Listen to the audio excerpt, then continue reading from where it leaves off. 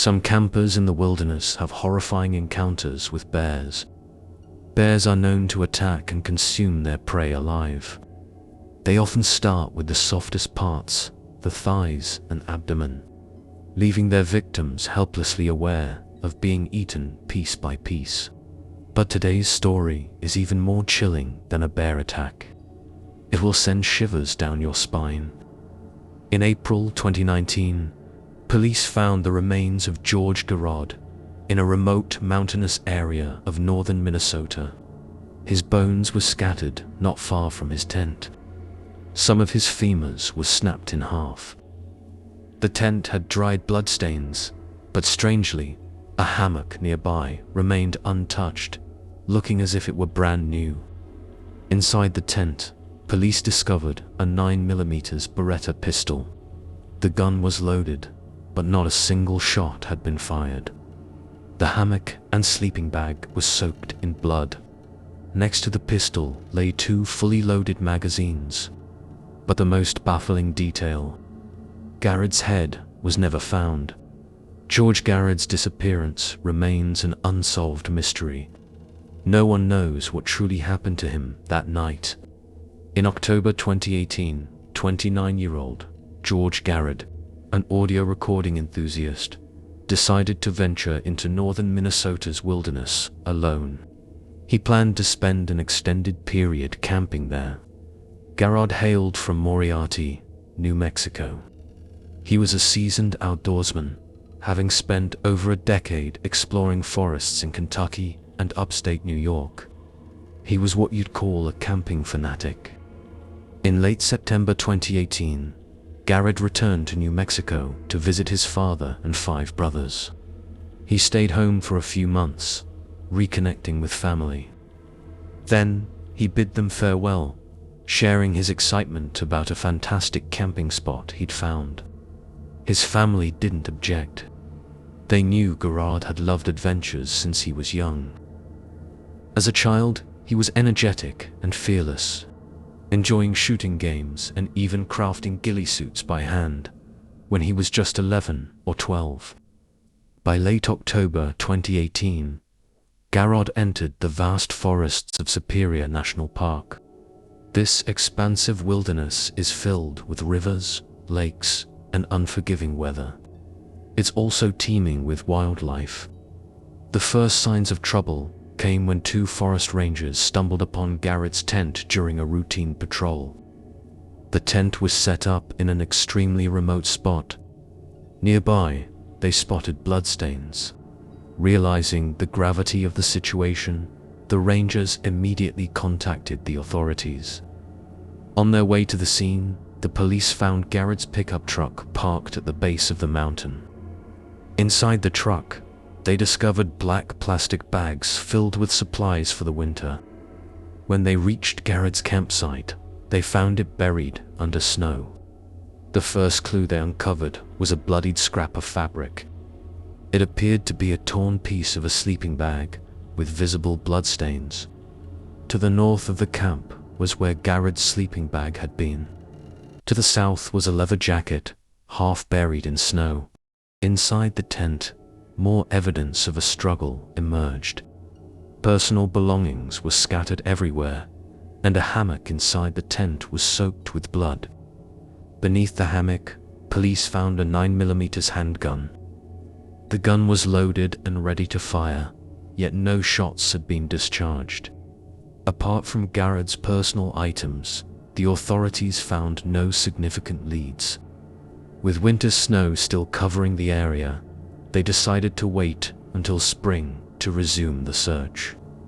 In late April 2019, after the snow had melted, police conducted another search. This time, they discovered 12 human bones near the tent. The remains included femurs, ribs, vertebrae, and smaller fragments. Strangely, some of the femurs were snapped, and several bones appeared to have been crushed. Garrod's cell phone and a single sock were also found nearby. By May 31, 2019, forensic analysis confirmed that the bones belonged to George Garrod. However, The police report did not specify the cause of death. Garrod's phone contained little of interest, just routine messages with family. His mental health was reportedly stable, with no indication of suicidal tendencies. In the photos retrieved from his phone, Garrod appeared well prepared for his trip. With his extensive outdoor experience, it was unlikely he succumbed to the cold or hunger. As speculation about his death grew, various theories emerged. Garrod's mother suggested he might have accidentally cut an artery while shaving with a knife, a habit he was known for. However, no exposed knives were found at the scene. While several blades were near his belongings, all were safely sheathed.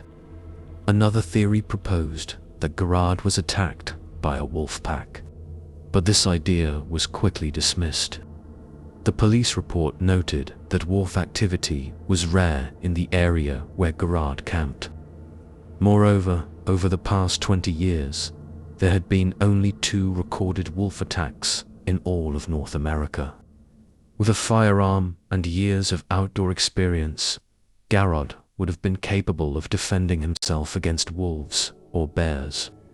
A zoologist also pointed out that a wolf attack would have left clear signs of a struggle, yet the campsite showed no such evidence.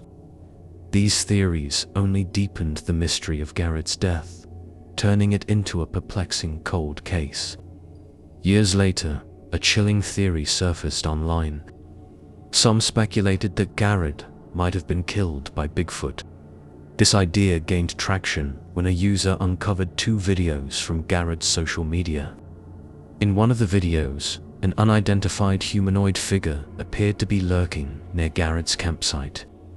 In another, faint, eerie howls echoed in the background. Garrod had attempted to capture the source of the sounds on his phone, but nothing conclusive was visible.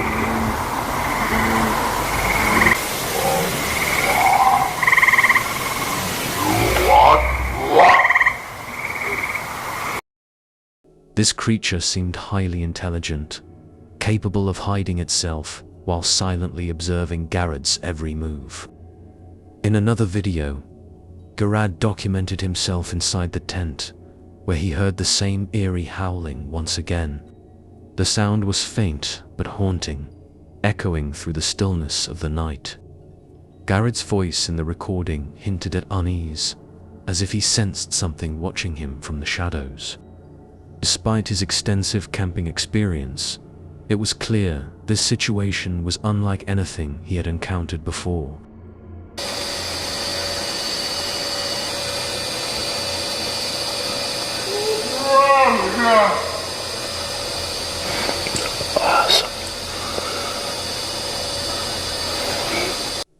Furthermore, Garrod's off-road vehicle would occasionally show suspiciously large handprints, adding to the mystery.